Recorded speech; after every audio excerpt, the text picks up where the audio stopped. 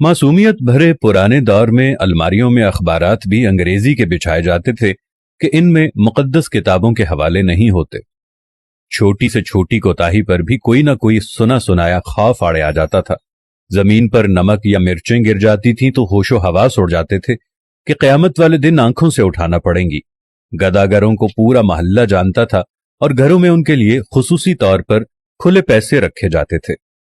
मोहल्ले का डॉक्टर एक ही सिरिंज से एक दिन में 50 मरीजों को टीके लगाता था, लेकिन मजाल है किसी को कोई इन्फेक्शन हो जाए।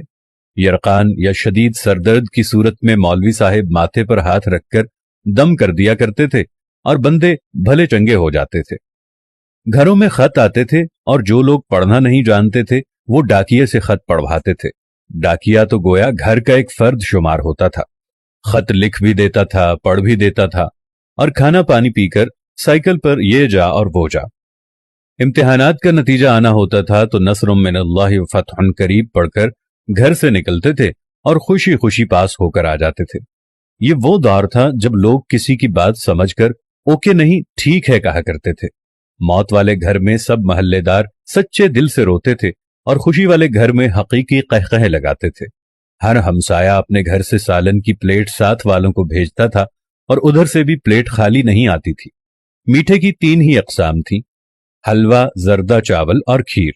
आइसक्रीम दुकानों से नहीं, लकड़ी की बनी रेड़ी से मिलती थी जो म्यूजिक नहीं बजाती थी। गली गली में साइकिल के मैकेनिक मौजूद थे।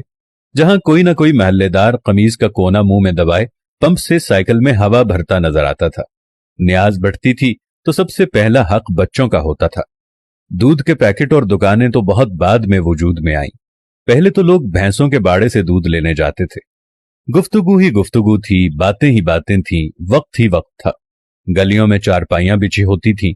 महल्ले के बाबे हुक्का पी रहे होते थे और पुराने बुजुर्गों के वाकयात बयान कर रहे होते थे। जिन घरों में टीवी आ चुका था उन्होंने अपने दरवाजे महल्ले के बच्चों के लिए हमेशा खुले रखे। मट्टी के लेप की हुई छत के नीचे चलता हुआ पंखा सख्त गर्मी में भी ठंडी हवा दिया करता और फ्रिज के बगैर भी मटके और सुराहियों का पानी ठंडा रहता था। फिर अचानक सब कुछ बदल गया। हम कदीम से जदीद हो गए।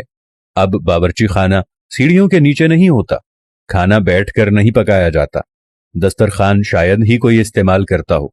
मंजन से टूथपेस्ट तक के सफर में हमने हर चीज बेहतर से बेहतर कर ली, लेकिन पता नहीं क्यों इस कदर सहूलतों के बावजूद हमें घर में एक ऐसा डब्बा जरूर रखना पड़ता है जिसमें डिप्रेशन, सरदर्द, ब्लड प्रेशर, नींद और विटामिन की गोलियां हर रोज मौजूद होती हैं।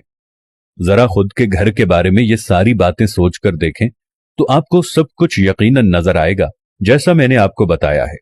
आखिर ऐसा क्यों है? क्यों हम अपने बेसिक किस्म की जिंदगी से हटते चले जा रहे हैं?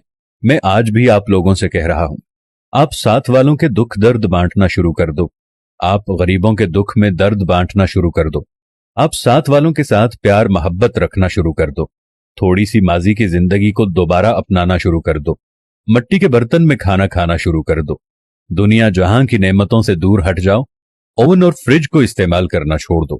प्रेशर कुकर को इस्तेमाल करना छोड़ दो। अपनी जिंदगी को सादगी की तरफ ले जाओ तो आपके घरों में रखा हुआ ये दवाइयों का डब्बा भी पहले की तरह यहां से गायब हो जाएगा। खुदावंद से दुआ है कि देखने वालों को सेहत कामिला और आजिला अता फरमाए।